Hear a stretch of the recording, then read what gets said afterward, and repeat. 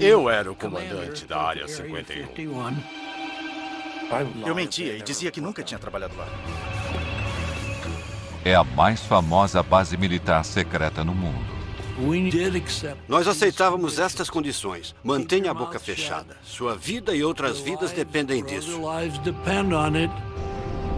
Agora, os homens que trabalhavam na Área 51 contam suas histórias pela primeira vez.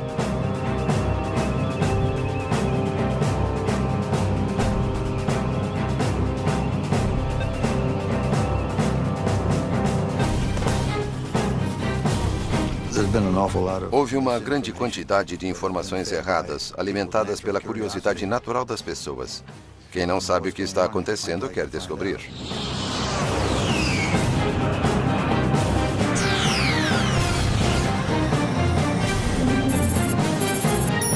Os mistérios da Área 51.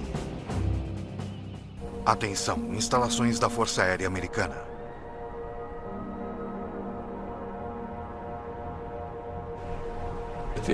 A CIA nunca admitiu e nunca irá admitir que existiu uma Área 51. Ponto final. Criada pela CIA em 1955 para desenvolver e testar os projetos militares mais secretos dos Estados Unidos, a Área 51 recebeu o nome de uma coordenada em um mapa. Embora oficialmente ela não exista, imagens atuais de satélite do deserto de Nevada mostram 7 pistas e mais de 25 hangares. Envolta em segredos, o acesso sempre foi muito restrito. Mas, finalmente, os primeiros programas que deram início a tudo estão sendo liberados e lembranças podem ser trazidas à luz.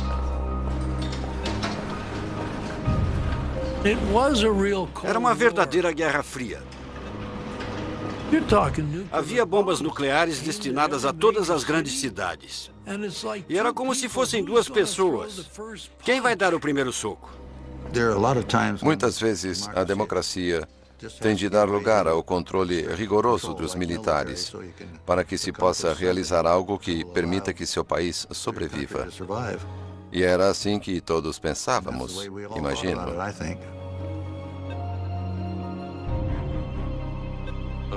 Quando tínhamos uma reunião, lápis e papel não eram permitidos. Os pilotos não podiam conversar entre eles. Nada era escrito. Ficava tudo em nossas cabeças. Quando entrávamos para o programa, recebíamos um codinome. Meu primeiro nome era Ken, e o sobrenome começava com C, de Collins, mas era Colmar, C-O-L-M-A-R. No meu caso, não sou tão curioso. O que era bom no aspecto do segredo. Se eu não preciso saber, eu não vou perguntar. Me disseram para não me incomodar com o que eu podia fazer, que eu estava liberado pelas mais altas autoridades em Washington. Eles tinham um mecanismo para saber o que eu estava fazendo, o que estava dizendo e para onde estava indo.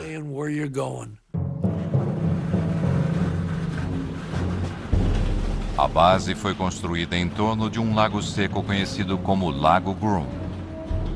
O lugar oferecia vantagens óbvias. Precisávamos de um bom lugar para pousar, onde pudéssemos pousar de qualquer direção, dependendo de onde o vento viesse, e um lago circular servia a esse propósito. Também era protegido por montanhas em torno dele, assim não era muito visível. Liso como vidro. Era inacreditável. Eu podia ir de carro na velocidade máxima e não sentia nenhum solavanco. Era fantástico. O Lago Groom era muito amplo. Havia vários trailers nos quais vivíamos. E havia um prédio comum onde comíamos. Não tínhamos TV nem rádio. Eu não tinha nenhuma mulher. Houve uma mulher que cuidava das finanças da companhia, que foi lá e passou uma noite. Foi a única de que ouvi falar.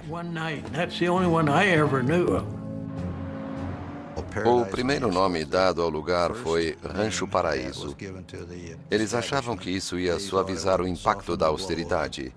Foi uma tentativa de convencer as pessoas de que não era tão ruim quanto parecia.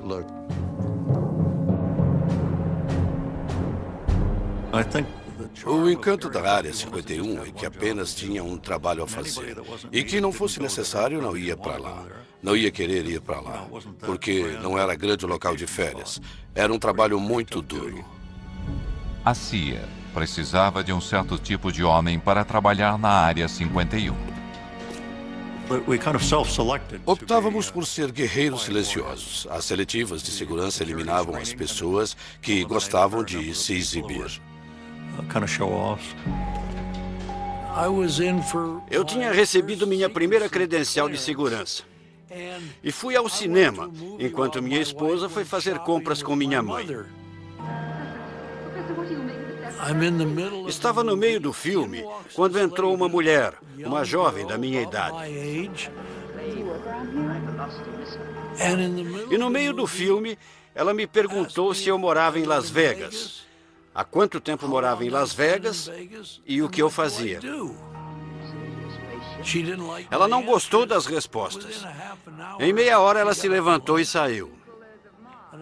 Muitas vezes eu me pergunto há quanto tempo ela estava me seguindo, se estava me seguindo ou se era apenas uma das garotas de Las Vegas, à procura de um cliente. Nunca vou saber.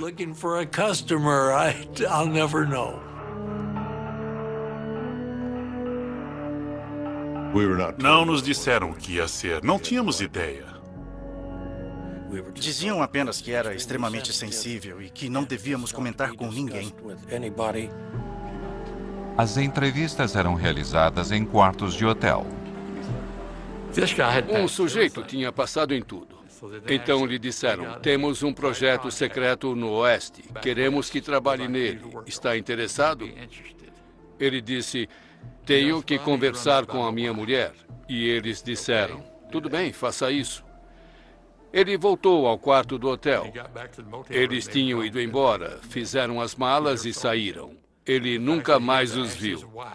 O fato de ele ter que perguntar à esposa se podia ou não trabalhar no projeto acabou com suas chances.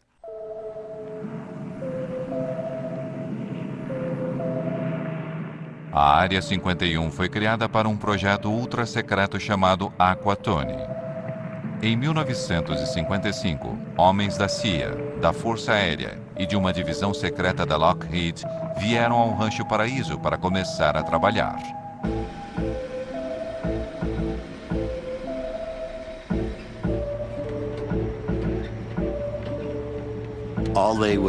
Todos nos perguntavam, você vai realmente ser voluntário para ser uma cobaia? E a maioria das pessoas não aceitava, mas eu aceitei.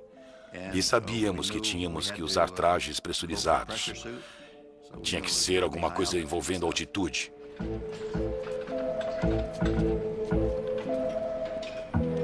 O sangue ferve acima de 15 mil metros sem pressurização. Então, se você perder a pressurização acima dessa altitude, o traje salva sua vida.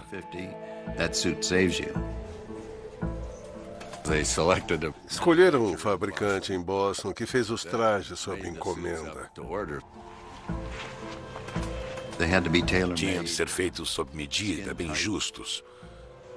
Por isso fomos ao David Clark, que fazia sutiãs para a Sears. Sei que algumas pessoas estavam animadas porque era emocionante, mas eu não. Eu mal podia dormir, ler um livro ou pensar sobre o que eu ia fazer, porque algumas das missões não eram nada simples. Tínhamos que voar de uma certa maneira para conseguir fazer as coisas. Cada quilo extra, até mesmo as rodas, podiam limitar a capacidade do U-2 de voar alto. Todo o combustível ficava na asa, não tinha como não arrastar a ponta no chão.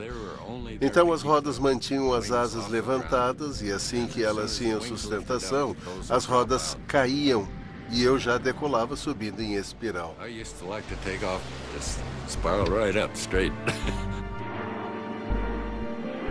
O governo dizia que o U-2 estava sendo usado para pesquisas climáticas. Essa era a nossa desculpa, um esquadrão de reconhecimento climático. Se não é um avião convencional, então o que será? O U-2 voava 3 vezes mais alto que aviões regulares e às vezes era visto por civis. Eu não tenho certeza, mas acho que vi o reflexo do sol numa janela de observação ou algum tipo de escotilha. Em meados da década de 1950, quando o interesse pela Guerra Fria e pelos OVNIs estavam no auge, Eu acho que era do espaço, mas amigável. o avião prateado às vezes criava confusões.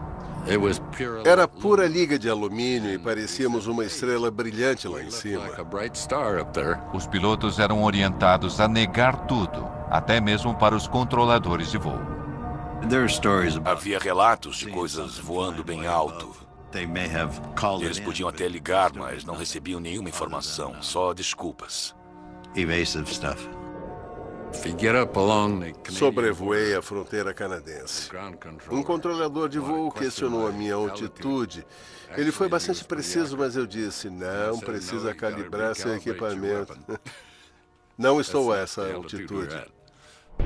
Em 1957, voos secretos de U-2 eram a fonte de metade de todos os relatos de avistamentos de OVNIs, mas eles não eram nada, comparado ao que viria. Voltaremos a seguir com Semana Especial.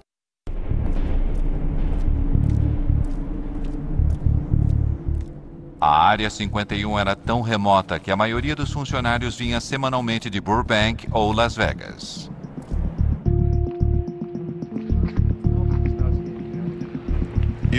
Minha família ainda estava dormindo quando eu acordava. Na segunda de manhã eu tinha que sair cedo para pegar o avião, que geralmente partia às 8 horas. Nunca sabíamos como seríamos levados até lá. Brincávamos dizendo que numa semana voávamos com bombas e na semana seguinte com galinhas. Não sabíamos o que estava no compartimento de carga do avião. Quando descíamos do avião, passávamos pela segurança e eles conferiam nossos crachás para garantir que éramos as pessoas certas. Faziam isso sempre. Tinha uma segurança muito boa. Gene Friedman se deslocava diariamente. Eu tinha 3 filhos. E na escola sempre se pergunta, o que seu pai faz? Eu dizia que consertava televisores. E a minha esposa ficava tão ocupada na criação dos filhos, em prepará-los para a escola, que ela não se interessava muito. E ela sabia que eu mexia muito com televisores.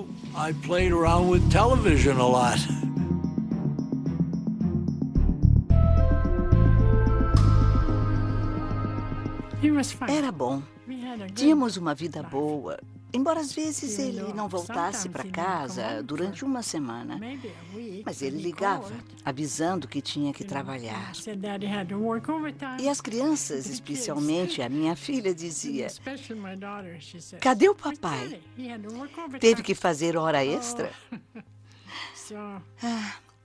Eu não sabia o que ele fazia. Era uma rotina estranha. Eu voltava para casa à noite. Minha mulher perguntava, como foi seu dia hoje? E eu dizia, não foi ruim. Consertei algumas TVs. Quer dizer, ninguém vai falar. Ah, querida, conseguimos detectar a seção transversal do avião mais secreto do mundo nos mínimos detalhes. Tá bom. E o que você fez hoje? Nada. Não podíamos nem tocar no assunto. Vamos encarar a realidade sem pânico. Esta é a nossa realidade. Algum dia, bombas atômicas podem ser lançadas em nossas cidades. A insistência no sigilo total era motivada pela paranoia da Guerra Fria e o temor generalizado de que a União Soviética poderia destruir os Estados Unidos. Um lado desconfiava do outro e o país tinha medo de ser dizimado por um ataque nuclear. Não se confiava em ninguém, nem mesmo nos pilotos de teste da Área 51. Em 1963, o avião de Ken Collins caiu em uma missão de treinamento. Uma semana depois, me perguntaram se eu concordaria em ser hipnotizado. Queriam descobrir se eu não tinha esquecido alguma coisa. Eu concordei. Então, eles trouxeram um psiquiatra importante de Boston.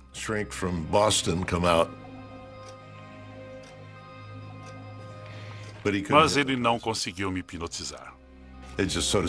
Ele ficou sentado falando comigo normalmente e eu continuava sendo como sempre fui. E ele não conseguiu me hipnotizar. Uns dias depois, um cirurgião da Lockheed chamou e perguntou se eu permitiria que me aplicassem pentotal de sódio. Eu disse que sim, e faria sem problemas. Eu disse à minha esposa que estava indo para Lockheed trabalhar. E ela disse, é domingo, você nunca trabalha no domingo. Eu disse que era um dia especial e ela concordou. Às 6 da tarde, eles me levaram para casa e eu ainda estava sob a influência do pentotal de sódio. Eles me puseram na cadeira da sala de estar, se despediram e saíram. Não falaram nada para minha esposa. Tinham levado meu carro, deram a chave. Ela ficou uma fera. Pensou que eu estava bebendo com os caras. Mas no fim concluíram que tudo que eu tinha dito era verdade.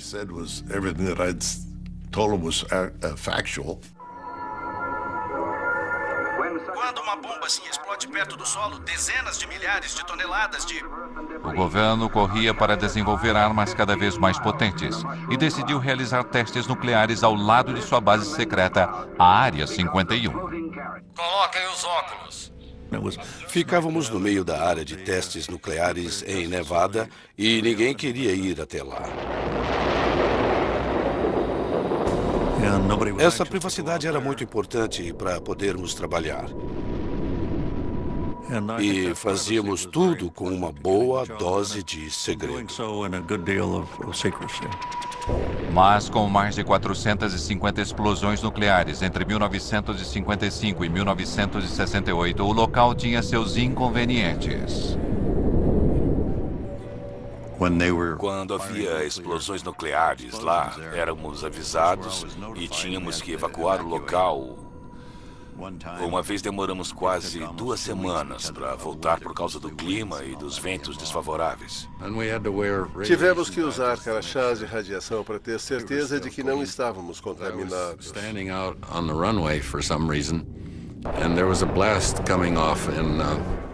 Eu estava na pista de decolagem e houve uma explosão em Yucca Flats e eu vi ondas no solo vindo na minha direção. O solo subia e descia, foi uma explosão subterrânea. Era inacreditável ver aqueles círculos no chão.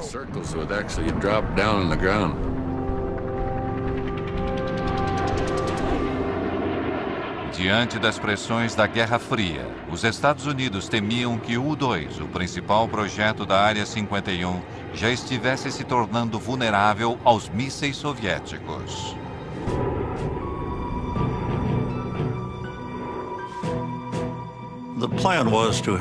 O plano era ter uma aeronave tripulada sucessora do U-2, com menor vulnerabilidade e maior capacidade.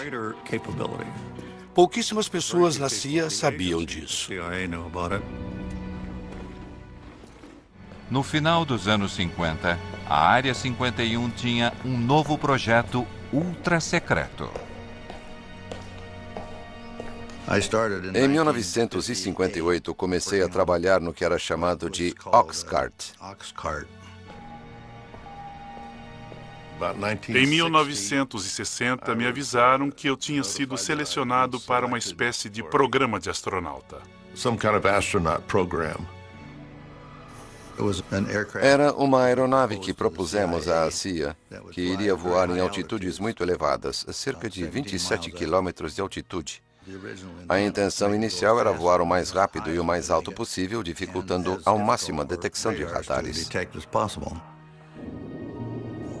Voávamos tão rápido que, se você estivesse na Califórnia, voando no sentido norte-sul, e fizesse uma curva naquela velocidade e naquela altitude, Não ia continuar no estado da Califórnia. Era tão rápido que você sairia do estado. Durante a Guerra Fria, informações eram tão poderosas quanto armas. O Oxycart deveria ser a grande ferramenta de espionagem americana. O primeiro avião invisível do mundo voaria mais alto e mais rápido que um míssil. Milhares trabalharam no projeto do avião nas instalações da Lockheed em Burbank, na Califórnia.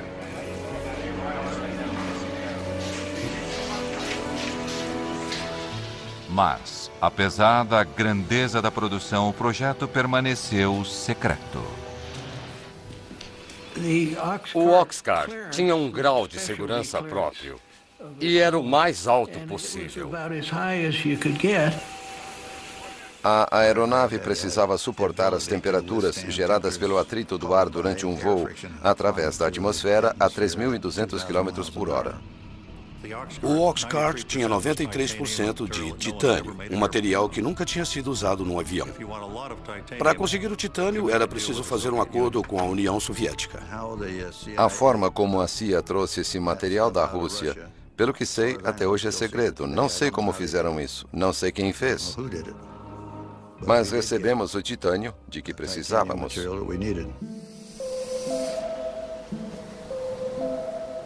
Quando o protótipo do Oxcart ficou pronto, o governo precisava levá-lo da linha de produção na Califórnia até a Área 51.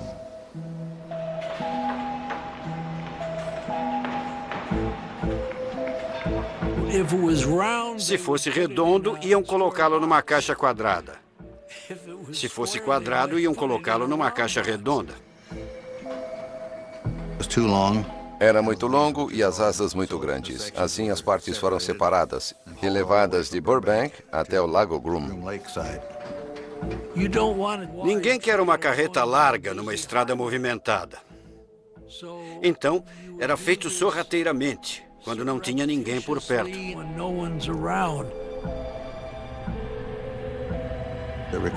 Foi preciso ajuda da Polícia Rodoviária da Califórnia, de Nevada, da CIA e de muito mais gente. O caminho teve de ser limpo, tiveram de cortar as árvores, retirar tudo das laterais da rodovia para as caixas poderem passar.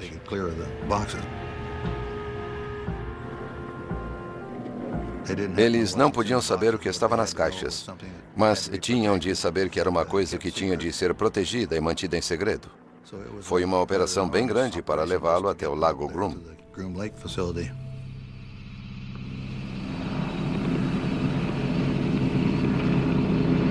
Ken Collins foi um dos primeiros pilotos a ver o Oxcart depois que ele chegou à Área 51. Eu fui até lá. O oficial de operações estava lá e me perguntou se eu gostaria de ver o que ia pilotar. Eu disse, claro. Fomos ao hangar e as janelas no topo eram o único lugar de onde vinha alguma luz. Nas sombras eu vi aquele lindo avião. Era incrível. A primeira impressão era de uma nave espacial. Voltaremos a seguir com Semana Especial Invasão Extraterrestre no Nat Geo. Dentro da Área 51, cerca de 2.000 trabalhadores tinham um único objetivo: concluir o mais recente projeto secreto. Tinha muitas coisas que as pessoas não precisavam saber. É por esse motivo que existia tanta mística em torno da Área 51. Eles não sabiam o que estava acontecendo.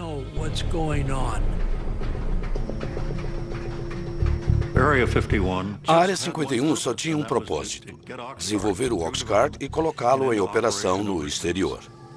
As informações sobre o Oxcart permaneceram confidenciais durante décadas. Seu sucessor, o icônico SR-71 Blackbird, é muito mais conhecido. Mas atualmente, detalhes sobre o Oxcart finalmente estão sendo revelados.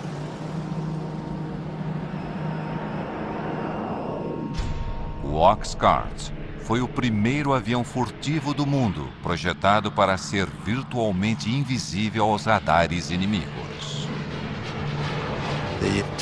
Nos testes de que participei, o avião sobrevoava uma estação de radares. A ideia era descobrir se eles podiam voar sem serem detectados. Fui à sala de controle de radares para ver o que acontecia quando a aeronave passava. Eu estava lá e ninguém conseguia ver muita coisa acontecendo. De repente, pareceu que uma escada tinha caído no telhado. Era a onda de choque do avião. Ele não foi visto nos radares. Parecia que estava fazendo o seu trabalho.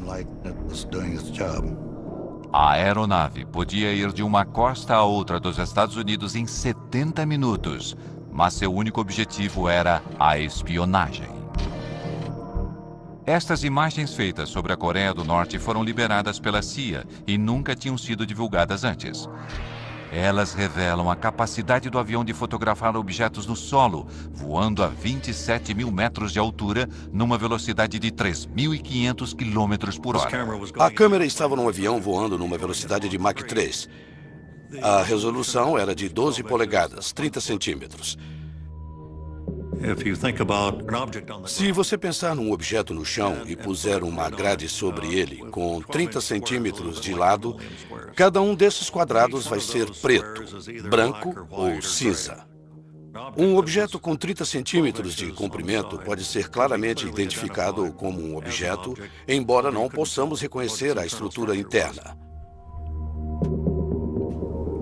Mas se tirarmos a foto de um tanque, ele vai ter 500 pontos e vai identificar o tanque.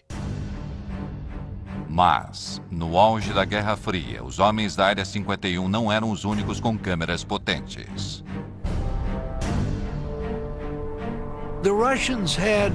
Os russos tinham de 4 a 6 do que chamávamos de latas de cinzas.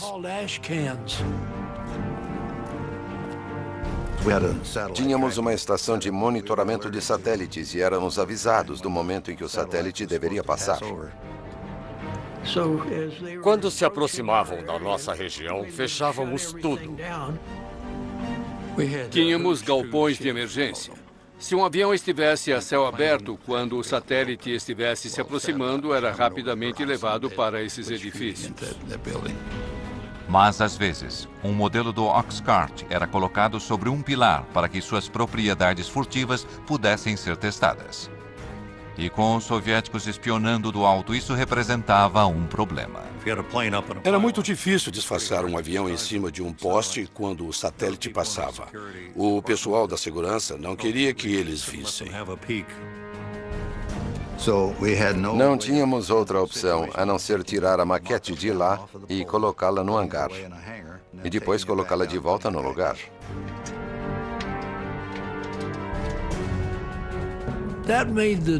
Isso tornava o trabalho muito difícil, muito difícil. Começávamos a trabalhar no avião e depois o levávamos para o hangar.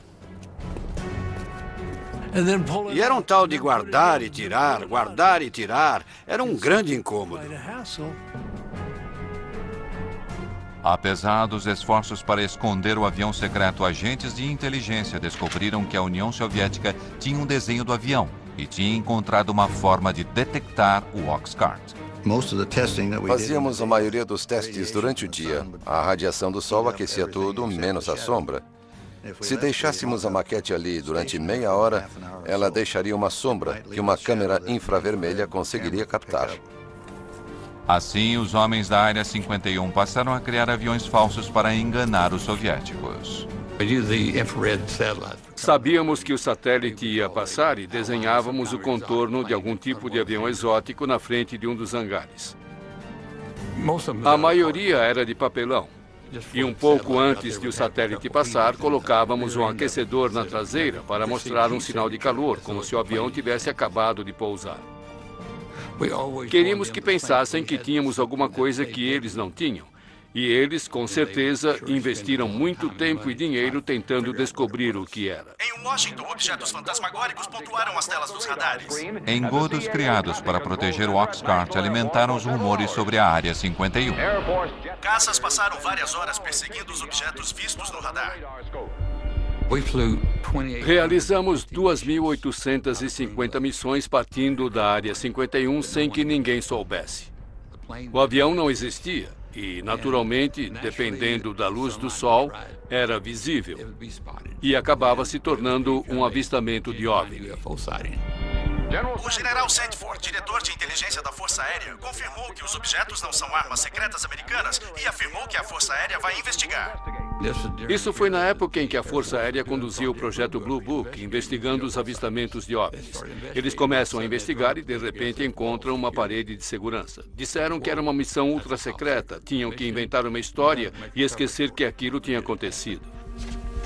Recebemos e analisamos entre 1.000 e 2.000 relatórios.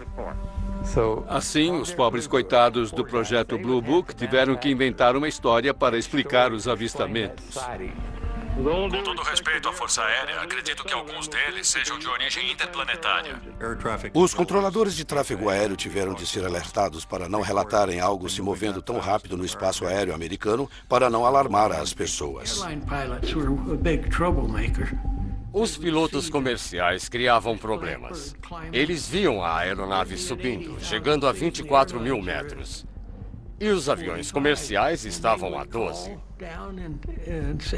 E eles entravam em contato com o solo e falavam feito desesperados. Mas eles viam. E os passageiros viam. O FBI ia até o aeroporto em que pousavam e os faziam assinar um documento para não revelar o que tinham acabado de ver. Mas acontecia um desastre na Área 51. A máquina de acobertamento era acionada.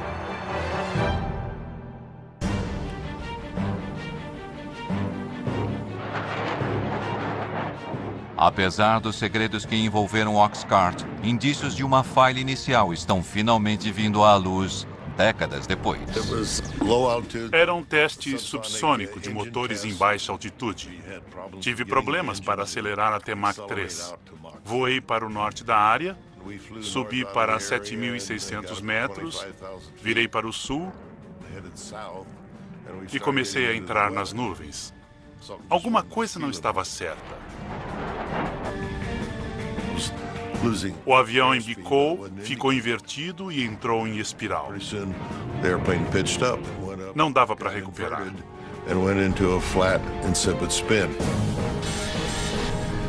Então achei melhor ejetar. Foi o que eu fiz. Ejetei para baixo porque eu estava de cabeça para baixo. Ken tomou a decisão certa e ejetou. A única coisa que pensei foi que eu odiei ter que abandonar um avião tão bom.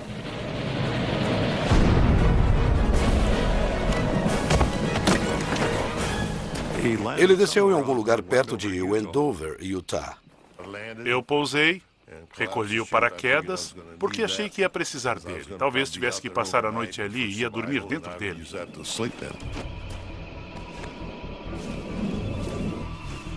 Minha lista de checagem tinha se espalhado. Comecei a recolher algumas das páginas, eram todas confidenciais e tinham o carimbo de secreto. Tudo que eu consegui recolher eu pus no bolso.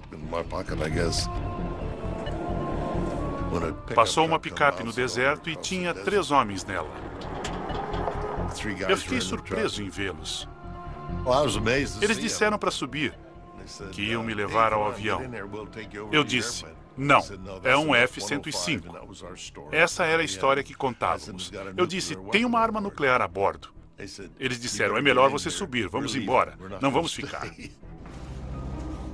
Então entrei na frente com eles. Ficamos em 4 pessoas lá dentro.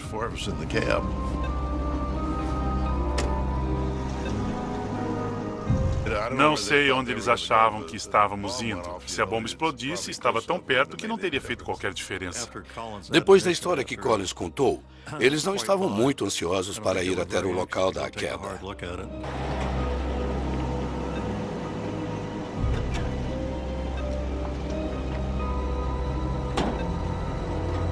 Tínhamos um número de telefone para essas emergências. Fiz uma chamada rápida. Me identifiquei, só precisavam saber disso e eu lhes disse onde estava.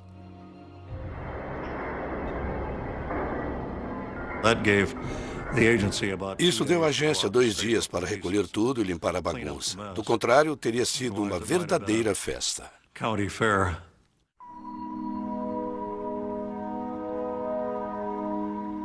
Esta é a primeira vez que fotos do esforço do governo para limpar o local do acidente são reveladas.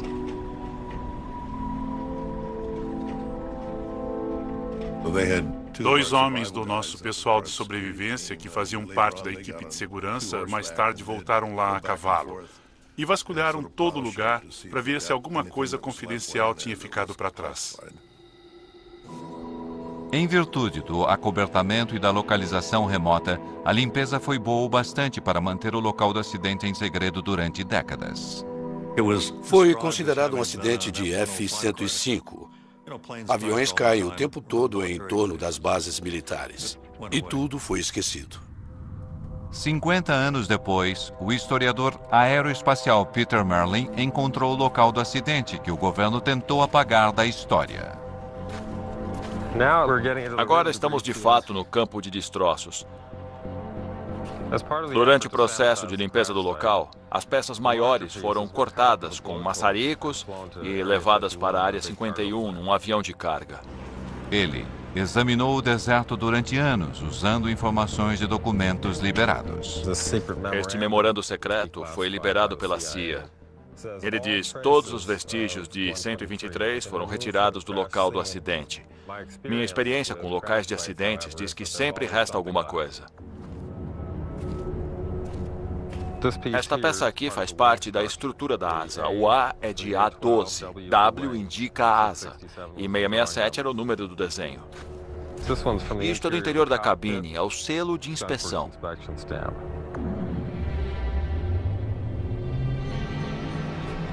Esta é a cratera do impacto.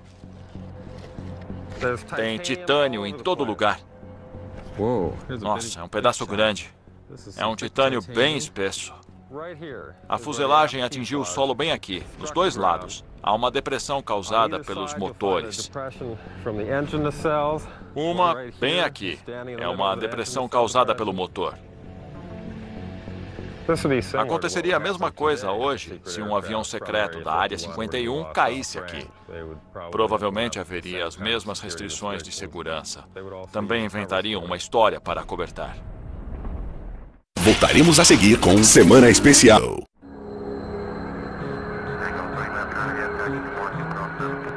Aeroporto McCarran, Las Vegas. Dias de hoje. Um hangar particular para jatos não identificados. Diariamente, funcionários continuam fazendo a mesma viagem para a Área 51, que ocorre desde os tempos do U-2 e do Oxcart. Esses primeiros programas tornaram a Área 51 um lar permanente para projetos secretos americanos. Se você procurar nos registros, nunca houve um voo sequer no Lago Groom. Nada era o que parecia ser. Voo 963, liberado para decolar. E o mistério continua até hoje. O orçamento militar anual para projetos secretos militares é de 41 bilhões de euros. O nível mais alto na história dos Estados Unidos. Mas nem mesmo aqueles que já sacrificaram tanto pela Área 51 conhecem os segredos. Gostaria de saber o que estão fazendo, mas não sei. Ouvi falar até que a Área 51 serve de acobertamento para uma área muito mais secreta. Eu não sei. Também não posso confirmar isso. Não tenho ideia. Gostaria de saber. O sigilo e os acobertamentos continuam alimentando os rumores. Há muitas situações que as pessoas não podem saber que não são verdadeiras. Por isso existe uma grande quantidade de informações falsas alimentadas pela curiosidade natural das pessoas. Se você não sabe o que está acontecendo, quer descobrir. Muitas vezes, até mesmo a especulação mais absurda contém uma ponta de verdade. Dizem que existem câmaras subterrâneas lá, túneis que vão até Las Vegas. E não existe absolutamente nada disso. Foram realizados testes nucleares subterrâneos porque na superfície espalhariam radioatividade. Mas não há nada na área. Outra coisa que dizem é que obtivemos toda essa velocidade e tecnologia a partir de engenharia reversa feita em naves extraterrestres. É verdade que fizemos engenharia reversa, mas foi num MiG-21 russo capturado em 1968. Nós o desmontamos para ver como os russos tinham feito. E então montamos de novo e voamos com ele.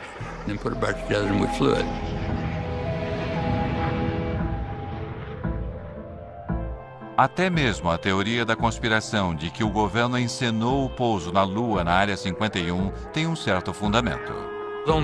Na área de testes atômicos, testamos o veículo que enviamos para a Lua.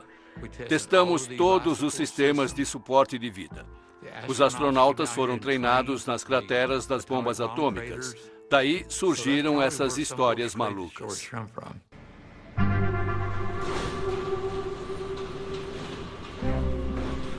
Quando as pessoas se inscreviam para os projetos do Oxcart ou do U-2, sabiam que isso talvez nunca fosse revelado.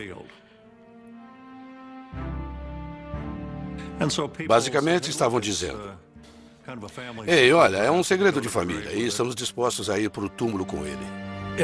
Foi uma honra muito grande ter um trabalho com tanta confiança depositada em mim, em nome do país.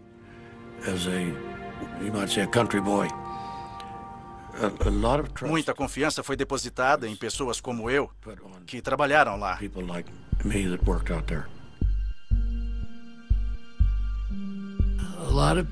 Muitas pessoas dedicaram suas vidas. Algumas famílias se separaram.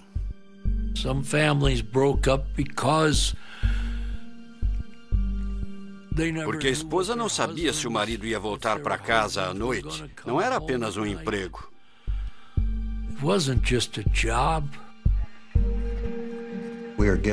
Tínhamos de realizar algumas tarefas. Acreditávamos nisso, fazíamos o melhor possível. Fico feliz com o resultado. Mas quando se trata do que aconteceu na Área 51, a única certeza que temos é a de que nunca saberemos de tudo. Estou contando uns 5% do que aconteceu.